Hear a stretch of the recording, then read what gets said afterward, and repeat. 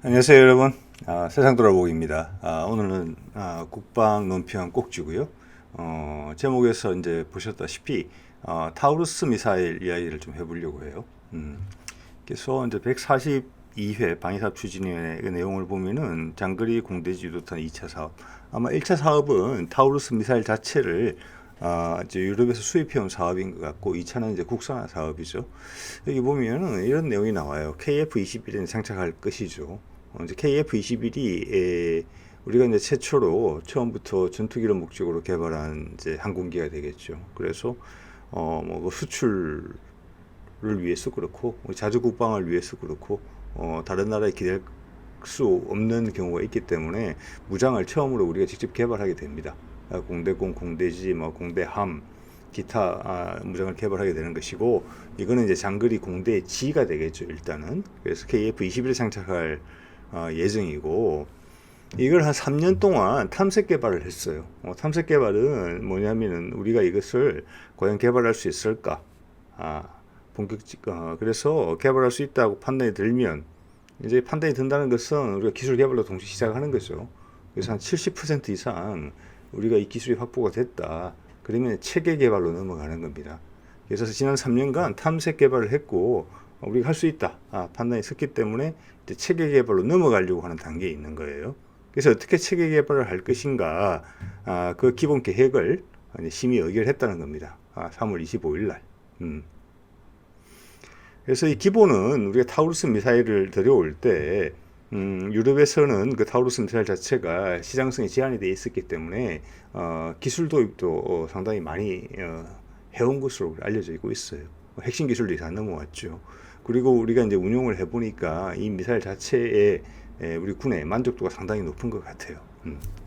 그래서 세계 개발 기본 계획안을 심의 의결했는데, 이게 핵심적인 내용이 뭐냐면은, 이거는 원래 요즘 이제 많이 추진했던 업계 개발, 업계 위주의 개발을 하려고 했었는데, 지난 3년간 해보니까 주관기관을 역시나 국방과학연구소에서 하는 게 이 타우루스 미사일의 국산화에는 더 낫겠다라고 그게 변화를 준 겁니다. 그게 핵심 사안입니다. 예. 업체 주관, 즉 LIG죠. LIG에서 주관해서 하려고 생각을 했었는데, 몇 년 시간을 거치면서 검토를 해보니까 국과연에서 하는 게 낫겠다. ADD에서. 자, 그게 핵심인 내용이고, 왜 그랬을까라는 부분이 오늘의 이제 주제가 되겠지요. 예. 여기 보면 이제 총 사업비가, 이 사업비는 양산은 아니고 개발비인 것 같습니다. 2,300억 원, 2028년까지. 예. 그중에 이제 18년부터 3년, 21년까지는 탐색 개발. 자, 22년부터 28년까지는 체계 개발이 되겠죠. 그 이후에 양산이 되는 거고, 2,300억이고, 이게 작년 정도에 보도가 됐을 때는, 업체 위주로 한다고 했을 때는 2022년부터 31년까지 28년에서 3년을 더 더했죠. 총 금액이 8,100억 원이었어요. 이때는 양산까지 포함하는 거였죠. 예. 그러니까 그때도 이미 자신은 있었던 거예요. 그래서 지금 F4 팬텀비를 통해서 이제 무장을 이탈시키는, 비행기에서 떨어뜨리는 그런 시험이 성공적으로 수행이 됐죠. 예. 그래서 밑에는 이제 LG에서 제시한 국산형 모델이 나와 있는 겁니다. 이름도 뭐 철룡이라고 정해졌죠. 그래서 타우루스의 원형이 5.1m인데 반해서 이제 한국형은 4.9m로 좀 길이가 줄어들었었죠. 예. 그러니까 이거 우리가 할 수 있다는 자신감을 있었던 겁니다. 이미 확보가 된 거고, 단지 업체 주도로 할 것이냐 에서 ADD 주도로 간다. 여기 보면은 이제 앞서 내용에 제가 말씀을 안 드렸는데, 그 이유로 언급된 것이 비용과 시간을 언급을 했어요. 그냥 일반적인 이야기죠. 자, 제가 앞에 사각형으로 빨갛게 해놓은 부분은 뭐냐면은, 이게 이제 적외선 센서가 들어있는 부분이에요. 그 타우루스 순항 미사일의 특징이기도 한 것이죠. 조금 이따 추가로 덧붙여서 말씀을 드릴게요. 자, 이런 기초 설명이고, 이게 지금 작년 아덱스에서 제가 찍은 타우루스 미사일이에요. 여기 보면은 타우루스 미사일이 뒤에 보시면은 타우루스 KEPD 350K2라고 되어 있어요. 우리가 직접 유럽에서 수입한 것은 350K였어요. 이거는 350K2예요. 다른 버전이에요. 자, 그래서 타우루스에서는 회사 이름도 타우루스입니다. 타우루스에서는 이 아덱스에서 이 미사일을 우리 군에게 판촉을 하고 있었던 거죠. 이 차이점이 뭐냐? 보이십니까 차이점? 길이가 5.1m에서 4.5m로 줄어요. 그리고 무게도 1,400kg에서 1,000kg 정도로 줄어들게 됩니다. 이건 조금 이따 추가로 또 말씀을 드리겠고, 타우루스 미사일 전반에 대한 말씀을 드려보면, 먼저 이제 350K2는 350K에 비해서 길이가 짧아졌다는 겁니다. 다른 건 대동소이해요. 길이가 짧아지고 무게가 가벼워졌다. 그 차이입니다. 현재로서는. 자, 그럼 타우루스 미사일의 특징을 이 기회를 빌려서 이야기를 해보면은 항법 장치의 특징이 있어요. 순항 미사일이거든요. 예. 그러니까 속도는 마하 최대가 0.9 정도밖에 안 나와요. 그러니까 아음속이고 실제적으로는 전투기보다 느린 셈이죠. 예. 그래서 정밀성을 주요 목적으로 하고 있죠. 그리고 적의 탐지로부터 회피하는 능력, 그리고 스텔스성, 그리고 장거리를 간다는 거, 500km 이상의 사정거리를 가지는 것으로 알려져 있어요. 그래서 어떻게 목표를 찾아가느냐, 비행기에서 떨어뜨리면 그게 이제 통상 쓰는 GPS가 있고 관성 항법 장치가 있고 통상적으로 다 사용하는 방법이죠. 여기에 TRN이라는 게 있어요. 여기서 TRN이라는 것은 지형을 대조한다는 거예요. 앞에 아까 사각형으로 보여드린 그 카메라를 통해서 실제 지형을 대조해서 최적의 경로를 찾는 거예요. 특히 어떤 경우에 그러냐면은 상대방한테 제밍을 받는 경우에, GPS 제밍 같은 걸 받는 경우에 내장되어 있는 지도 정보하고 자기가 직접 카메라를 통해서 주위에서 확인한 정보를 바탕으로 최적의 경로를 설정한다는 거예요. 예. 또 이 이제 타우루스 사측의 이 가장 강조하는 부분은 우리한테 기술 이전도 다 됐지만 이 소프트웨어 알고리즘이 상당히 고난이도의 기술이다. 즉 상대방이 제밍을 받았을 때 우리가 카메라를 이용해서 그 들어오는 정보하고 우리가 내장되어 있는 지도 정보하고 비교해서 최적 경로를 탐색해내는 기술. 그게 사전에 정해질 수도 있고 상황에 맞춰서 자체적으로 판단될 수도 있는 것 같아요. 이 부분이 우리가 기술 이전은 핵심 기술 이전을 했지만은 한국이 국산하는 데 있어서 이 부분이 힘들 것이다. 라는 이야기를 했어요. 타우루스사의 고위 관계자가. 이거는 저랑 대화를 나눈 부분입니다. 네. 자, 이 정도로 이제 하시고요. 타우루스 미사일 자체에 대한 부분은 좀 더 알고 싶으신 분들은 예전에 제가 다룬 요 동영상을 참고하시면 될 것 같아요. 무장에 대해서 말씀드렸던 부분이 있었고, 자, 요거는 이 타우루스가 이것도 과거에 제가 다뤘던 제목이긴 한데 영상이긴 한데 타우루스 350K가 있고 350K2가 있죠. 같습니다. 길이가 5.1m에서 4.5m로 짧아진 부분이 다른 거예요. 네. 자, 스펙을 한번 볼까요? 왼쪽이 350K 우리가 직수입한 것이고 오른쪽은 이번 작년 아덱스에서 타우루스 측에서 한국 공군의 수요에 맞게 맞춤으로 추가 제한한 사양이에요. 그게 핵심입니다. 우리 공군의 수요에 맞게 한국에 특화된 새로운 제안을 한 거예요. 350K2는. 핵심은 다른 내용 같아요. 사거리도 같고 속도도 같고 항법 장치도 같아요. 길이가 5.1m에서 4.5m로 줄어드는 거예요. 예. 폭도 그대로고 무게가 1,400kg에서 길이가 줄어들었기 때문에 1톤 1,000kg 이하, 1톤 이하로 줄어들었다는 거예요. 이것 또한 그 타우루스 관계자 측에서 그러면 350K2는 뭐냐 도대체? 예. 길이 짧아진 것밖에 없는데 거기에 대해서도 의외로 솔직하게 다 이야기를 해줬어요. 뭐냐? 이거는 KF-21의 내부 무장창용의 무장이다. 라고 이야기를 했어요. 예, 충분히 이해가 되는 대목이죠. 예, 원형은 그냥 5.1m는 KF-21의 내부 무장창. 예, 향후 5세대 이후에는 내부 무장창을 활용하게 되겠죠, 당연히. 거기에 안 들어간다는 겁니다. 예, 길어서. 자, 이걸 봤을 때는 길이가 4.5m면 KF-21 내부 무장창에 들어간다는 거예요. 폭은 상관이 없다. 예, 바로 이겁니다. 그래서 이 뒤에는 뭐가 깔려 있느냐면은 이걸 줄여가지고 작아진 버전으로 기존의 타우루스 일반 버전 하고 똑같은 성능을 내기가 한국 기술로는 어려울 수도 있다. 그래서 우리가 추가적인 제안을 했다. 이것도 사라고. 한국 공군 이거 필요하지 않느냐. 우리가 알고 있는데. 자, 이렇게 타우루스사는 제안을 한 것이거든요. 동생 타우루스 미사일 제안을 한 겁니다. 그래서 여기에 대한 우리의 대응은 우리 직접 해볼 수 있다는 거예요.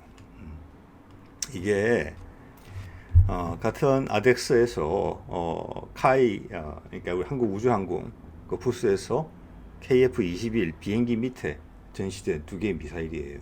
장거리 공대지 미사일이죠. 앞에 거는 천룡 미사일입니다. LIG에서 개발하고 있는.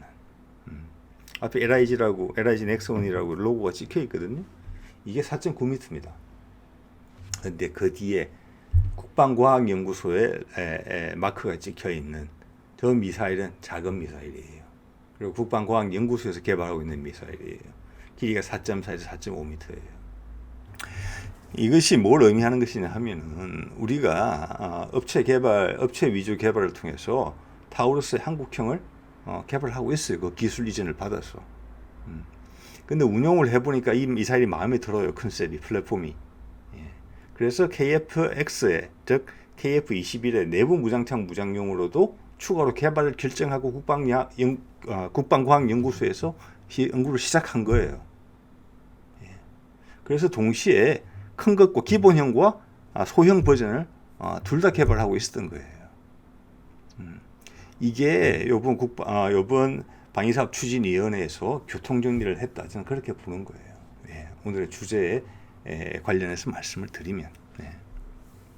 그래서 너희들 이렇게 하기는 어려울 것 같다 해서 타우루스 본사에서는 큰 거 기술 이전했지만 작은 거는 또 필요할 것이지 않니? 하고 작은 걸 제안했다는 것이고요. 거기에 대응해서 우리는 큰 것은 업체 위주로 개발하고 작은 것은 국방과학연구소에서 우리가 추가로 개발할 거야. 어차피 기술 이전 다 받았는데 그걸 또 산다는 것은 말이 안 된다. 우리한테는. 우리 할 수 있다. 이렇게 결정을 내렸다는 거죠. 그래서 천룡이라는 이름이 붙은 것은 LIG 넥슨에서 개발한 이 긴 것이죠.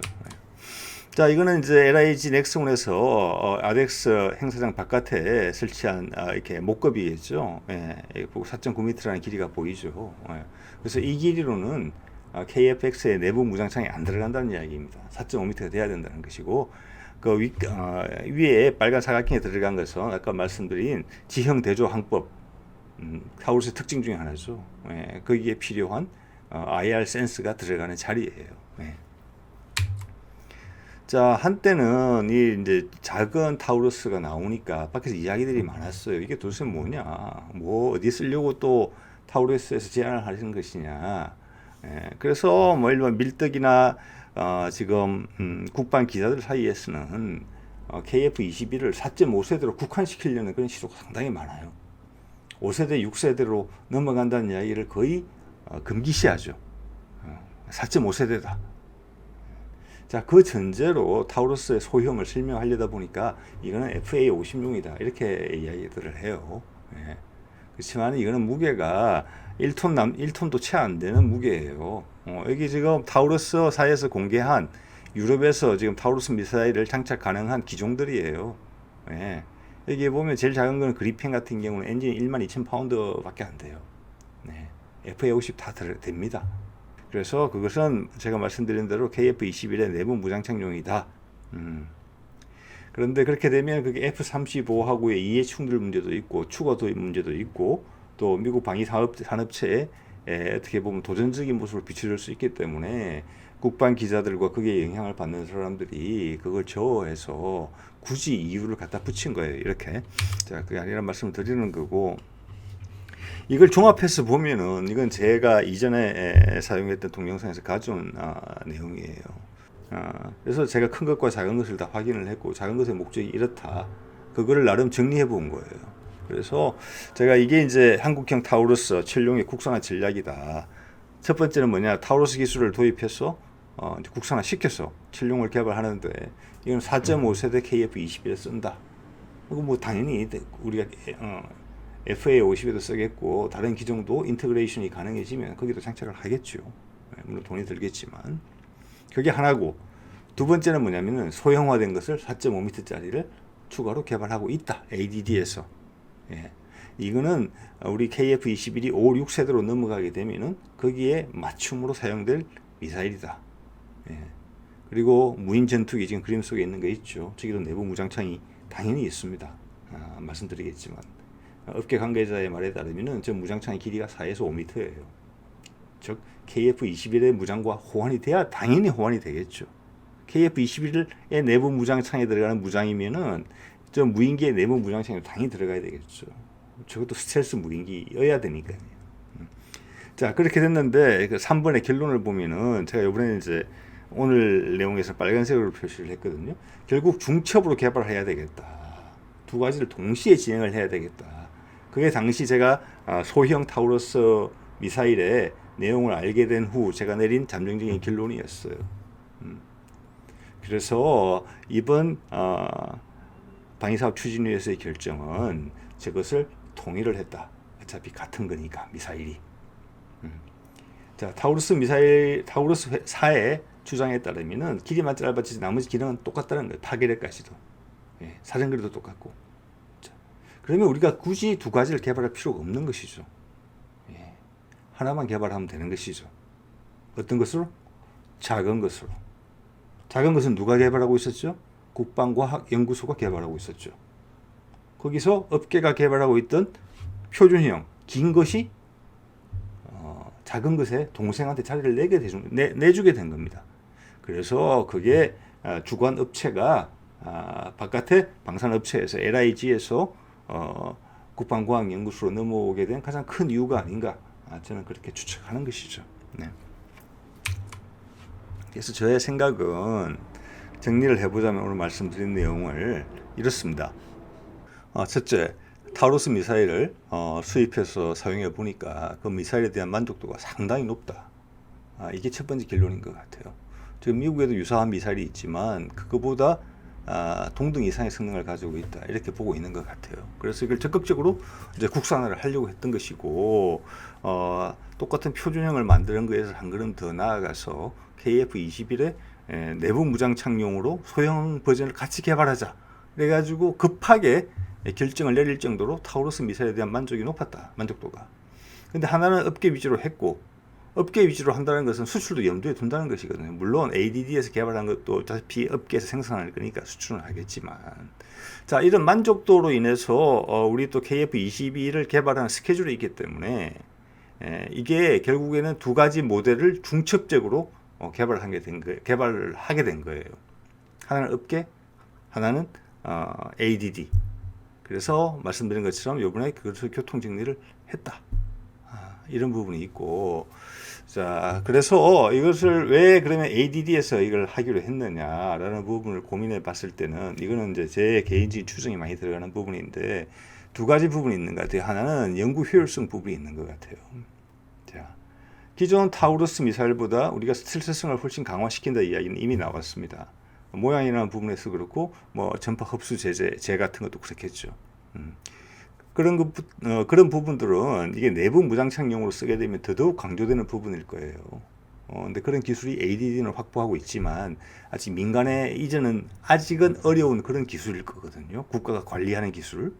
자, 그런 부분에서 좀 연구의 효율성이 떨어지는 부분이 있지 않았을까라고 생각해 볼 수도 있고 또 하나는 아까 말씀드린 것처럼 적외선 카메라를 이용해서 지형 대조 항법을 하는 부분이 큰 특징 중에 하나예요. 타우루스 미사일에.